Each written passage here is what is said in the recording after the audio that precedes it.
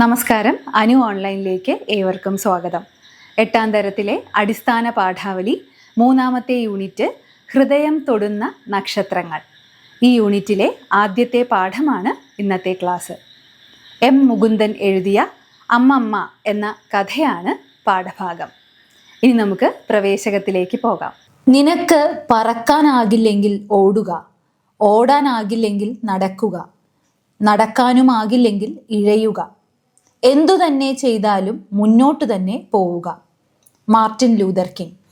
ശുഭാപ്തി വിശ്വാസവും ജീവിത വിജയവും തമ്മിൽ എങ്ങനെ ബന്ധപ്പെട്ടിരിക്കുന്നു ചർച്ച ചെയ്യുക. അമേരിക്കൻ ഐക്യനാടുകളിലെ വർണ്ണവിവേചനത്തിനെതിരെ പോരാട്ടം നടത്തി അവരുടെ അവകാശങ്ങൾ നേടിയെടുക്കാനും സംരക്ഷിക്കാനും വേണ്ടി പ്രവർത്തിച്ച മാർട്ടിൻ ലൂതർ കിങ്ങിൻ്റെ വാക്കുകളാണ് പ്രവേശകമായി നൽകിയിരിക്കുന്നത്. ജീവിതം ചലനാത്മകമായിരിക്കണം.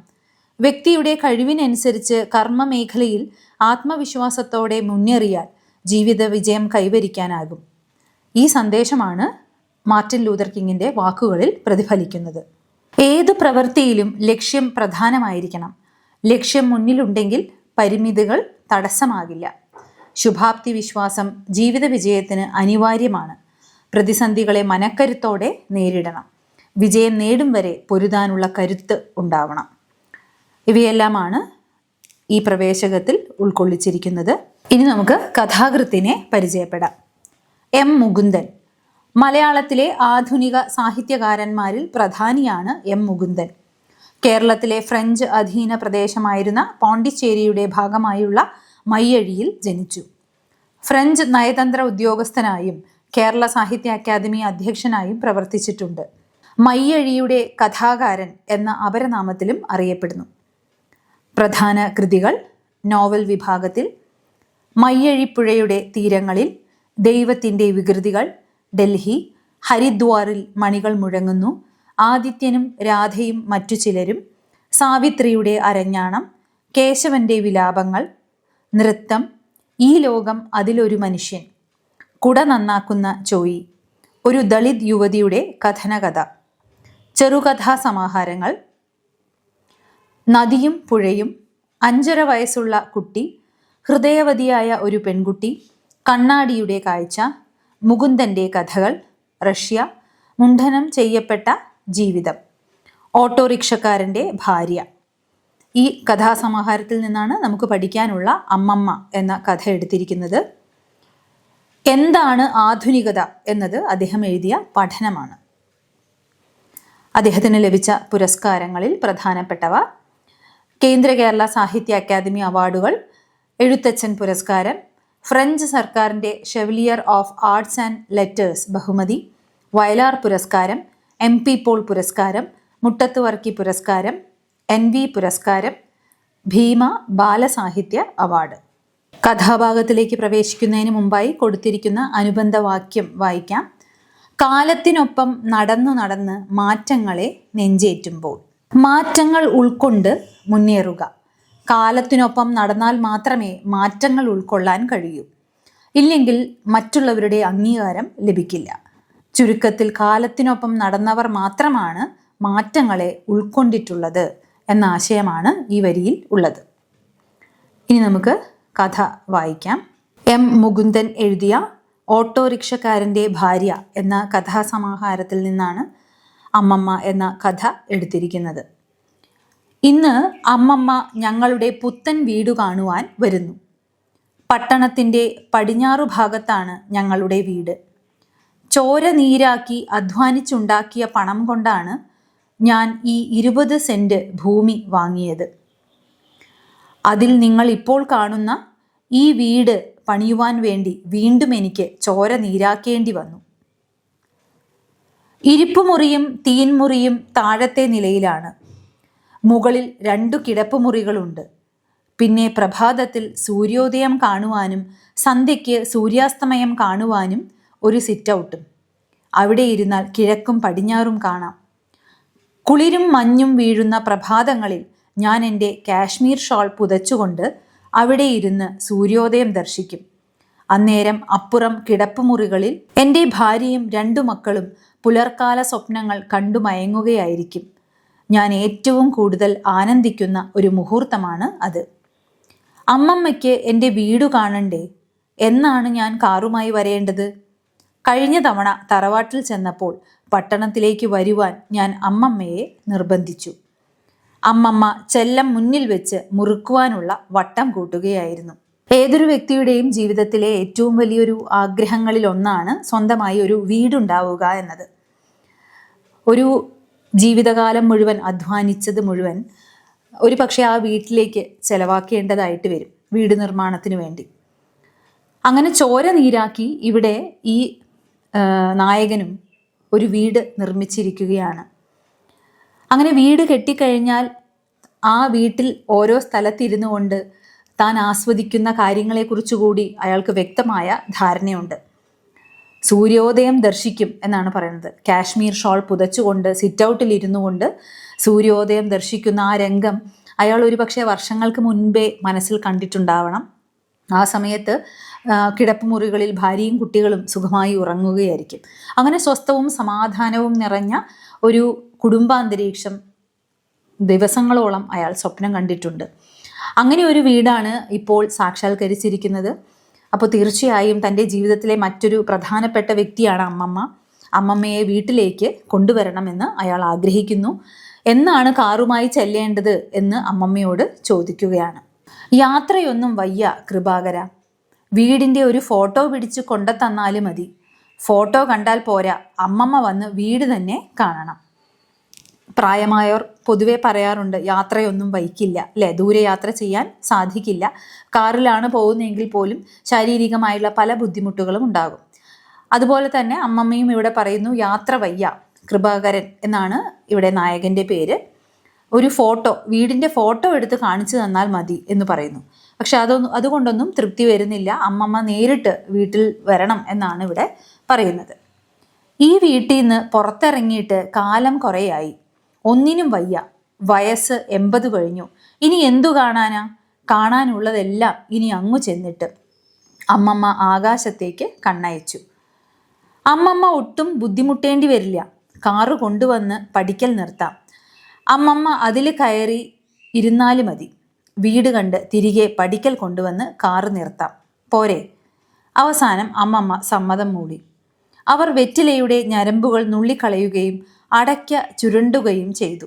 മോനെ, ആ മിനി ഉരലിങ്ങെടുത്താട്ടെ. അവർ കോലായിലെ അരമതിലിന്മേൽ വച്ചിരുന്ന അവരുടെ കൊച്ചു ഉരൽ ചൂണ്ടിക്കാണിച്ചു. ഞാൻ അതെടുത്ത് അവരുടെ മുമ്പിൽ വച്ചു കൊടുത്തു.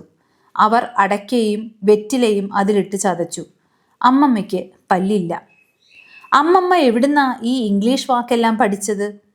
കൃപാകര, നിന്നെ പോലെ ഞാൻ ബോംബെയും കൽക്കത്തയും ഒന്നും കണ്ടിട്ടില്ല. എന്നാലും ഈ അമ്മമ്മയ്ക്ക് കുറേശ്ശെ ഇംഗ്ലീഷ് എല്ലാം അറിയാം. ഇടിച്ച വെറ്റില അടയ്ക്ക വായിലിട്ട് അവർ എന്നെ നോക്കി ചിരിച്ചു. ഊണ് കഴിഞ്ഞ ശേഷം ഞാൻ ഇറങ്ങാൻ പുറപ്പെട്ടു. അമ്മമ്മ തടുത്തു. ഒരുപാട് നിർബന്ധിച്ചതിന് ശേഷം അമ്മമ്മ വീട് കാണാൻ നേരിട്ട് വരാമെന്ന് സമ്മതിക്കുന്നു. അതിനിടയിൽ പല്ലില്ലാത്ത അമ്മമ്മയ്ക്ക് അടയ്ക്കയും വെറ്റിലയും കഴിക്കാൻ ഒരു ചെറിയ ഉരലുണ്ട്, അതിങ്ങ് എടുത്തു തരൂ എന്നാണ് പറയുന്നത്. അതിനവർ ഉപയോഗിക്കുന്ന വാക്ക് മിനി ഉരൽ എന്നാണ്. മിനി, ചെറുത്. അപ്പം മിനി എന്നുള്ള വാക്ക് ഇംഗ്ലീഷാണ്. ഇത് എങ്ങനെയാണ് അമ്മമ്മ പഠിച്ചത് എന്ന് അത്ഭുതപ്പെടുകയാണ് ഇവിടെ കൃപാകരൻ. അപ്പോൾ അതിന് മറുപടി പറയുന്നത്, നിന്നെപ്പോലെ ബോംബെയിലോ കൽക്കത്തയിലോ ഒന്നും ഞാൻ വന്നിട്ടില്ല, കണ്ടിട്ടില്ല. പക്ഷേ കുറേശ്ശെ എനിക്ക് ഇംഗ്ലീഷ് എല്ലാം അറിയാമെന്നാണ്. അത് ആ അമ്മമ്മയുടെ ആഗ്രഹമാണ്. പുതിയൊരു ഭാഷ പഠിച്ചെടുക്കാനും അത് ഉപയോഗിക്കാനുമുള്ള അവരുടെ താല്പര്യത്തിൻ്റെ ഭാഗം കൂടിയാണ്. മാത്രമല്ല, കാലം മാറുന്നതിനനുസരിച്ച് പുതിയ തലമുറ ഉപയോഗിക്കുന്ന വാക്കുകൾ, അത് മലയാളമാണെങ്കിൽ പോലും അതിനിടയിൽ ഉപയോഗിക്കുന്ന ഇംഗ്ലീഷ് പദങ്ങളും അവർ ശ്രദ്ധിച്ചിട്ടുണ്ടാവണം. അങ്ങനെയാണ് അവർ ആ വാക്ക് പഠിച്ചെടുക്കുന്നത്. ഇന്നിവിടെ പാർത്തിട്ട് രാവിലെ പോയാലും മതി. എത്ര കാലം കൂടിയിട്ടാ ഇന്ന് നീ ഈ വഴി വന്നത്? ഇനി ഒരിക്കലാകാം. വീടിൻ്റെ പണി കഴിഞ്ഞില്ലേ? വാസന്തിയെയും കുട്ടികളെയും കൂട്ടി ഒരു ദിവസം ഞാൻ ഇവിടെ താമസിക്കാൻ വരുന്നുണ്ട്. അമ്മമ്മ പറഞ്ഞത് വാസ്തവമാണ്. നഗരത്തിൽ നിന്ന് പെൻഷനായി വന്ന ശേഷം വീട് പണിയുടെ തിരക്കിലായിരുന്നു. ഇപ്പോഴേ ഒന്ന് നേരെ ശ്വാസം വിടാൻ കഴിഞ്ഞുള്ളൂ. ഇറങ്ങുമ്പോൾ ഞാൻ ഒന്നുകൂടി ഓർമ്മിപ്പിച്ചു. വരുന്ന ഞായറാഴ്ച കാലത്ത് ഞാൻ വണ്ടിയുമായി എത്തും. അമ്മമ്മ ഒരുങ്ങിയിരുന്നോളണം. അമ്മമ്മയ്ക്ക് ഒരു റെഡ് കാർപ്പറ്റ് സ്വീകരണം നൽകുവാൻ ഞങ്ങൾ തീരുമാനിച്ചു. എൻ്റെ ഭൂതകാലത്തിൻ്റെ ഒരു തെളിഞ്ഞ ഓർമ്മയാണവർ. ബാല്യകാലം, നാടുവിടുന്നതുവരെയുള്ള തറവാട്ടിലെ ജീവിതം, അതിൻ്റെ എല്ലാം കണ്ണികളാണവർ. അവർ മടിയിലിരുത്തി പറഞ്ഞു തന്നിട്ടുള്ള എണ്ണമറ്റ കഥകളാണ് എൻ്റെ എളിയ ലോകവിജ്ഞാനത്തിൻ്റെ ഉറവിടം. അമ്മമ്മ എൻ്റെ വീട് കാണുവാൻ വരുന്ന ഈ അവസരത്തിൽ ഞാൻ അതെല്ലാം ഓർത്തുപോകുന്നു.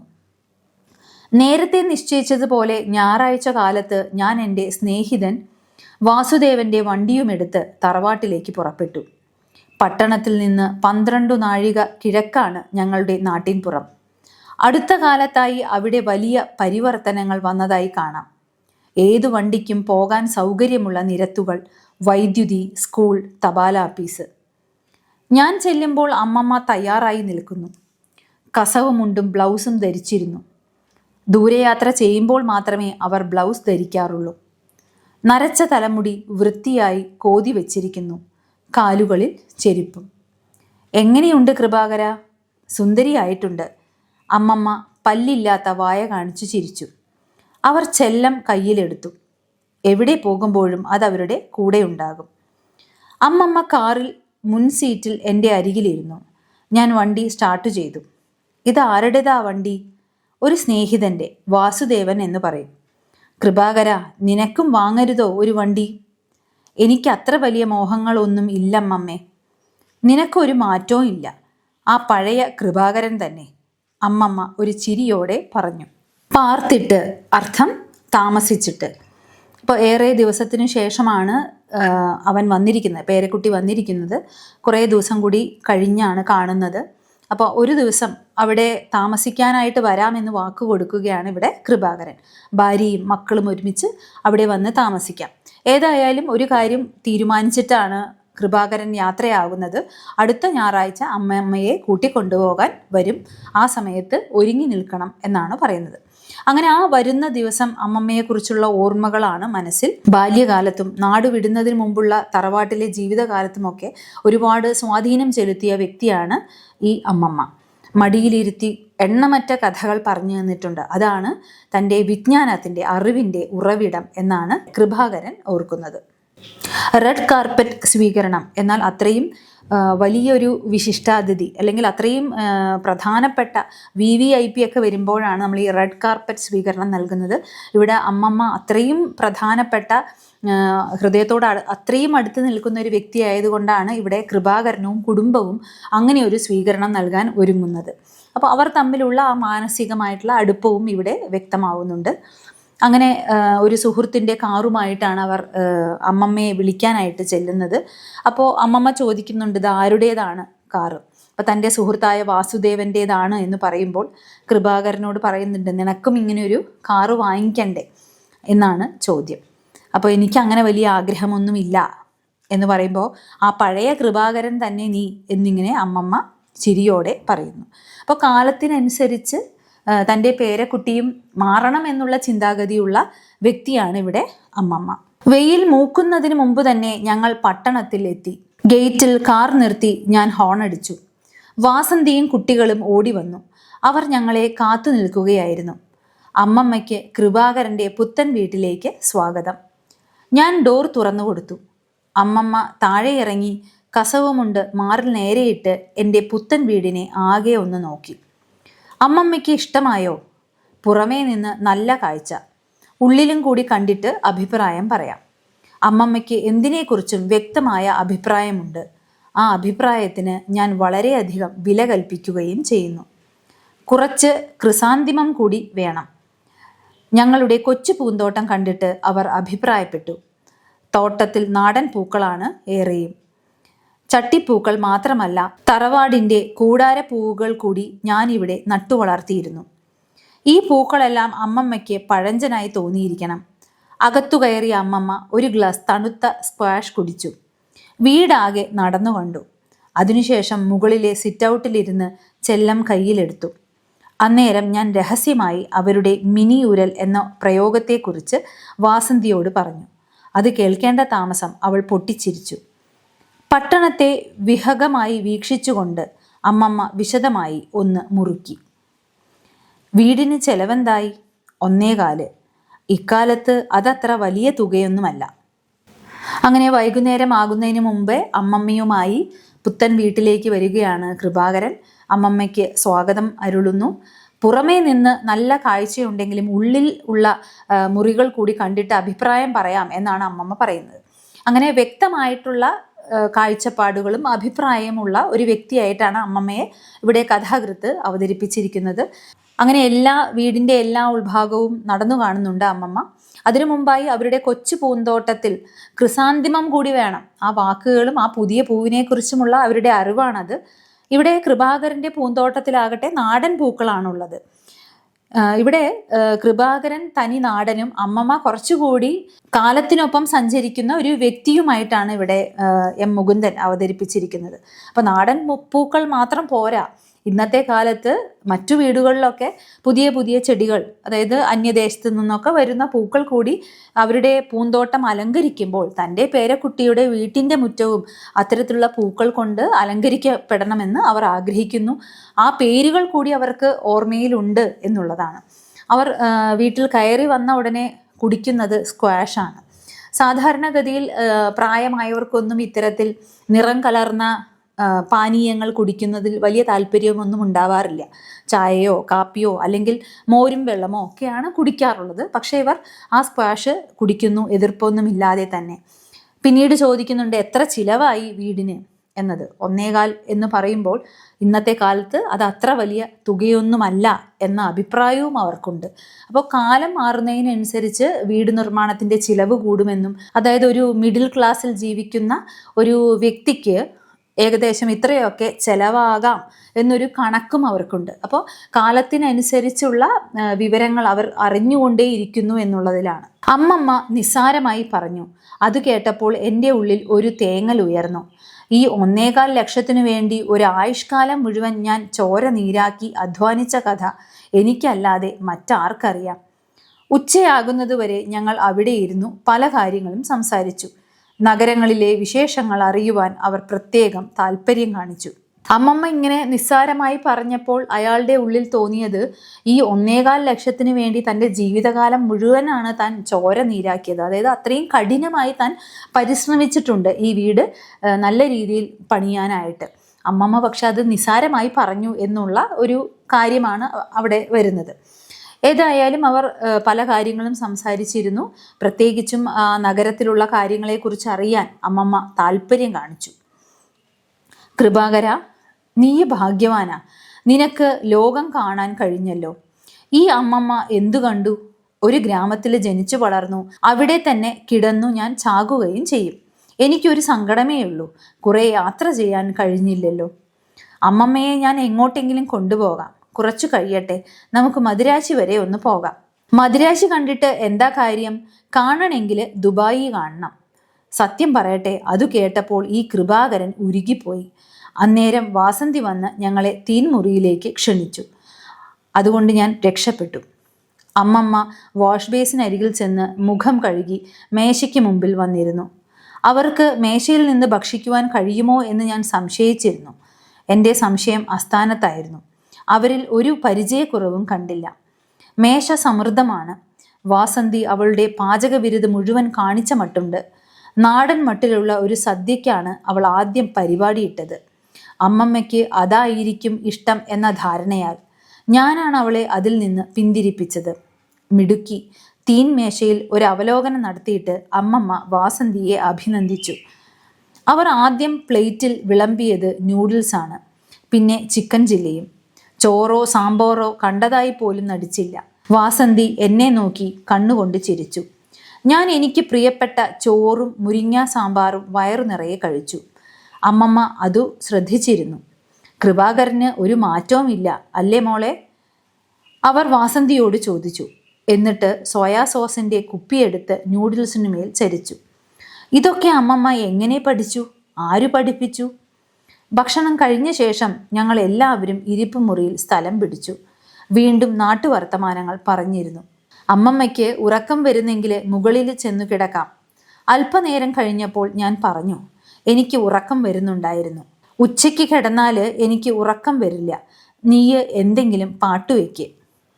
അങ്ങനെ സംസാരിച്ചു കൊണ്ടിരിക്കെ അമ്മമ്മ പറയുകയാണ്, നീ ഭാഗ്യവാനാണ്, നിനക്ക് പല സ്ഥലങ്ങളും കാണാൻ പറ്റി.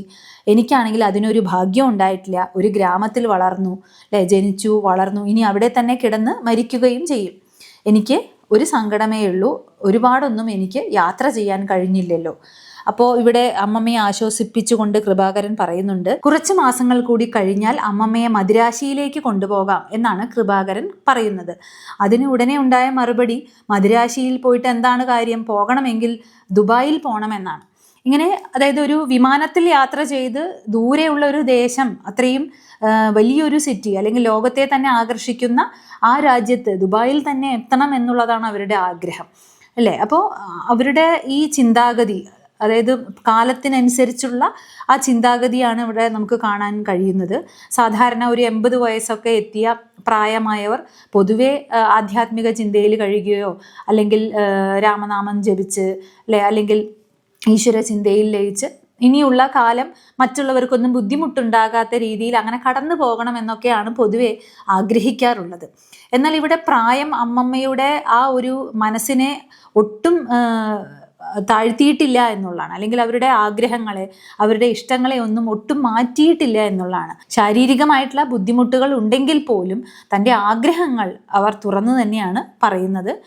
തനിക്ക് ആദ്യം മനസ്സാണല്ലോ വേണ്ടത്, മനസ്സുണ്ടെങ്കിൽ അവിടെ ശരീരം എത്തും എന്നുള്ളതാണ്. ആഗ്രഹം ദുബായിൽ പോകണം എന്നുള്ളതാണ് എന്നവർ പറയുകയും ചെയ്യുന്നു. ഏതായാലും ഈ ഒരു ആഗ്രഹം കേട്ട് അക്ഷരാർത്ഥത്തിൽ കൃപാകരൻ ഞെട്ടിപ്പോവുകയാണ്. പക്ഷെ അതിനിടയ്ക്ക് വാസന്തി ഭക്ഷണം കഴിക്കാൻ വിളിച്ചതുകൊണ്ട് തൽക്കാലത്തേക്ക് രക്ഷപ്പെട്ടു. ഇങ്ങനെ ഊണ് കഴിക്കുന്നിടത്തും അമ്മമ്മയുടെ ആ ഒരു രീതികളെ കൃപാകരൻ കാണുകയാണ്. മേശയ്ക്ക് ചുറ്റുമിരുന്ന് കഴിക്കുന്നത് അമ്മമ്മയ്ക്കൊരു ബുദ്ധിമുട്ടാകുമോ എന്ന് കരുതുന്നുണ്ട്. പക്ഷെ അമ്മമ്മ എല്ലാം മനസ്സിലാക്കി ഒട്ടും ആ ഒരു ചിന്തയേ ഇല്ലാതെ സുഖമായി ഭക്ഷണം കഴിച്ചു. ഭക്ഷണം തിരഞ്ഞെടുക്കുന്നതിലും അവർ ഒരു പുതിയ മട്ടിലാണ്, അല്ലെങ്കിൽ പുതിയ ജനറേഷനൊപ്പം, അതായത് പുതിയ തലമുറയ്ക്കൊപ്പമാണ് നിൽക്കുന്നത്. ഇന്നത്തെ അല്ലെങ്കിൽ ആ കാലഘട്ടത്തിലുള്ള കുട്ടികൾക്ക് ഇഷ്ടപ്പെടുന്ന ന്യൂഡിൽസും ചില്ലി ചിക്കനും സോയാ സോസും ഒക്കെയാണ് അവർ കഴിക്കുന്നത്. നേരെ മറിച്ച് കൃപാകരനാകട്ടെ ഒരു പഴഞ്ചൻ മട്ടിലാണ്, ഇഷ്ടപ്പെട്ട സാമ്പാറും ചോറും ഒക്കെയാണ് വയറ് നിറച്ച് കഴിക്കുന്നത്. അപ്പോൾ ഈ ഭക്ഷണത്തിൻ്റെ ആ ഒരു രുചി, അതായത് അവർ തിരഞ്ഞെടുത്തിരിക്കുന്ന അവരുടെ ടേസ്റ്റ് കണ്ട് ഇവിടെ ഭാര്യ പോലും അത്ഭുതപ്പെടുകയാണ് ചെയ്യുന്നത്. ഊണെല്ലാം കഴിഞ്ഞ് വീണ്ടും അവർ സംസാരിച്ചു കൊണ്ടിരിക്കുന്നു. അതിനിടയിൽ കൃപാകരൻ പറയുന്നുണ്ട്, അമ്മമ്മയ്ക്ക് ഉറങ്ങണമെങ്കിൽ പോയി കിടന്ന് ഉറങ്ങാം, അല്പനേരം വിശ്രമിക്കാം എന്ന് പറയുന്നുണ്ട്. അമ്മമ്മ പറയുന്നു, എനിക്ക് ഉച്ചനേരത്ത് കിടന്ന ഉറക്കം വരില്ല, അതിനു പകരം നീ പാട്ട് വയ്ക്ക് എന്നാണ്. അപ്പോൾ ഇവിടെ പ്രായമായവർ പൊതുവെ ആദ്യകാലങ്ങളിലൊക്കെ ഒരു ഊണ് കഴിഞ്ഞാൽ, ഉച്ചയൂണ് കഴിഞ്ഞാൽ ഉറങ്ങുന്നൊരു പതിവുണ്ട്. ആ പതിവ് അച്ചമ്മ ഇല്ല എന്നാണ് പറയുന്നത്. അതിന് പകരം പാട്ട് കേട്ട് ആസ്വദിക്കാം എന്നാണ് പറയുന്നത്. കൃപാകരനാണെങ്കിൽ നേരെ മറിച്ചാണ്, ഉണ്ട് കഴിഞ്ഞാൽ ഉറങ്ങണം എന്നുള്ള ചിന്താഗതിക്കാരനാണ്. ഞങ്ങളുടെ സ്റ്റീരിയോ സിസ്റ്റത്തിൽ നോക്കിക്കൊണ്ട് അമ്മമ്മ പറഞ്ഞു. അത് കേട്ടപ്പോൾ കോളേജിൽ പഠിക്കുന്ന എൻ്റെ മകൾക്ക് ഉത്സാഹം വന്നു. അവൾ ചോദിച്ചു, അമ്മമ്മയ്ക്ക് എന്താണ് കേൾക്കേണ്ടത്? സുബ്ബലക്ഷ്മിയുടെ കീർത്തനം വയ്ക്കുക. ഞാൻ പറഞ്ഞു, അമ്മമ്മയ്ക്ക് അതായിരിക്കും ഇഷ്ടം. എനിക്കും എൻ്റെ കുടുംബത്തിനും ഏറ്റവും പ്രിയങ്കരമായ റെക്കോർഡാണത്. 4 വരി കേട്ടപ്പോൾ അമ്മമ്മ കോട്ടുവായി ഇടുവാൻ തുടങ്ങി. നിന്റെ അടുത്ത് വേറെ റെക്കോർഡൊന്നും ഇല്ലേ മോളെ? അമ്മമ്മയ്ക്ക് എന്താണ് ഇഷ്ടം? ഇംഗ്ലീഷ് വയ്ക്ക്, അബ്ബയുണ്ടെങ്കിൽ അത് വയ്ക്ക്. അവൾ അബ്ബയുടെ റെക്കോർഡ് പരതിയെടുത്തു വെച്ചു. മുറിയിൽ സ്റ്റീരിയോ സംഗീതം ഉയർന്നു. Honey honey how you thrill me. അമ്മമ്മ തലയാട്ടി രസിച്ചിരുന്നു. റെക്കോർഡ് തീരുന്നതുവരെ തീർന്നപ്പോൾ അവർ പറഞ്ഞു, ഒന്നുകൂടി വെക്കുമോളെ. മകൾ അനുസരിച്ചു. മുറിയിൽ വീണ്ടും അബ്ബയുടെ ശബ്ദം ഉയർന്നു. പാട്ടിൻ്റെ രസത്തിൽ അമ്മമ്മ ലോകമാകെ മറന്നതായി തോന്നി. എൻ്റെ കണ്ണുകൾ പതുക്കെ അടഞ്ഞു. വൈകുന്നേരം വെയിൽ താണപ്പോൾ അമ്മമ്മ ഞങ്ങളോട് യാത്ര പറഞ്ഞു. ഞാൻ തന്നെ അവരെ തറവാട്ടിൽ കൊണ്ടുചെന്ന് വിട്ടു. തിരികെ തനിയെ കാറോടിച്ചു വരുമ്പോൾ ലോകമാകെ മാറിയതായി എനിക്ക് തോന്നി. നാട്ടിൽ നടക്കുന്ന വലിയ പരിവർത്തനങ്ങളെക്കുറിച്ച് അമ്മമ്മ എന്നെ ബോധവാനാക്കിയിരുന്നു. പരിവർത്തനം, മാറ്റം. കോളേജിൽ പഠിക്കുന്ന കുട്ടികൾക്ക് ഇഷ്ടപ്പെടുന്ന പാട്ടുകളാണ് ഇവിടെ അമ്മമ്മയും കേട്ട് ആസ്വദിക്കാൻ തയ്യാറാകുന്നത്. MS സുബ്ബലക്ഷ്മിയുടെ പാട്ടുകളായിരിക്കും അമ്മമ്മയ്ക്ക് താല്പര്യം എന്നാണ് കൃപാകരൻ കരുതിയത്. പക്ഷെ അവരെയൊക്കെ അത്ഭുതപ്പെടുത്തിക്കൊണ്ട് അബ്ബയുടെ പാട്ടുകൾ, അതും ഒന്നല്ല 2 എണ്ണം കേട്ടുകൊണ്ടാണ് അമ്മമ്മ ആ ലോകമാകെ മറന്നതുപോലെ ഇരുന്നത്. ഇത്തരത്തിൽ അമ്മമ്മ എന്ന കഥാപാത്രം ഒരു പതിവ് ധാരണയെ പൂർണ്ണമായി തകർക്കുന്ന ഒരു കഥാപാത്രമാണ് എന്ന് തന്നെ പറയാം. കാലത്തിനൊപ്പം ജീവിക്കുകയും കാലത്തിനപ്പുറം ചിന്തിക്കുകയും ചെയ്യുന്ന അമ്മമ്മ സമൂഹത്തിനൊരു മുതൽക്കൂട്ടാണെന്നാണ് എഴുത്തുകാരൻ ഇവിടെ വ്യക്തമാക്കുന്നത്. സാമൂഹിക മാറ്റങ്ങൾ പൊതുവെ കുട്ടികളും യുവാക്കളുമാണ് എളുപ്പത്തിൽ സ്വീകരിക്കാറുള്ളത്. പ്രായമായവർ പലപ്പോഴും ഈ മാറ്റങ്ങളെ എതിർക്കാറാണ് പതിവ്. എന്നാൽ അമ്മമ്മ ഇതിന് വിപരീതമായി പുതിയ ഭക്ഷണ രീതികളും സംഗീതവും ജീവിതശൈലിയും സ്വീകരിക്കുന്നു. അതുകൊണ്ടാണ് ഈ ചോറും സാമ്പാറും ഒക്കെ ഒഴിവാക്കി അവർ നൂഡിൽസും ചിക്കൻ ചില്ലിയും കഴിക്കുന്നത്. MS സുബ്ബലക്ഷ്മിയുടെ കീർത്തനത്തിനു പകരം അബ്ബയുടെ ഇംഗ്ലീഷ് പാട്ടുകൾ കേൾക്കാൻ ആഗ്രഹിക്കുന്നതും ഇതിൻ്റെ ഉദാഹരണങ്ങളാണ്. അമ്മമ്മയുടെ ഈ പുതിയ അല്ലെങ്കിൽ ഈ നൂതന സമീപനവും കൃപാകരനെയും കാലത്തിനൊത്ത് മാറാൻ പ്രേരിപ്പിക്കുന്നുണ്ട്. അമ്മമ്മയെ വീട്ടിൽ വിട്ട് മടങ്ങുമ്പോൾ ലോകം തന്നെ മാറിയതായി കൃപാകരന് തോന്നുന്നു. മാറുന്ന കാലത്തിനൊത്ത് സഞ്ചരിക്കാൻ തയ്യാറാകുന്ന വാർദ്ധക്യത്തിൻ്റെ പുതു കാഴ്ചപ്പാടാണ് അമ്മമ്മ എന്ന ഈ കഥ അവതരിപ്പിക്കുന്നത്. കഥ ഏവരും ആസ്വദിച്ച് കാണുമെന്ന് കരുതുന്നു. അടുത്ത ക്ലാസ്സിൽ പാഠഭാഗവുമായി ബന്ധപ്പെട്ട ചോദ്യോത്തരങ്ങളാണ്. ഇന്നത്തെ ക്ലാസ് ഇവിടെ അവസാനിപ്പിക്കുകയാണ്. നന്ദി, നമസ്കാരം.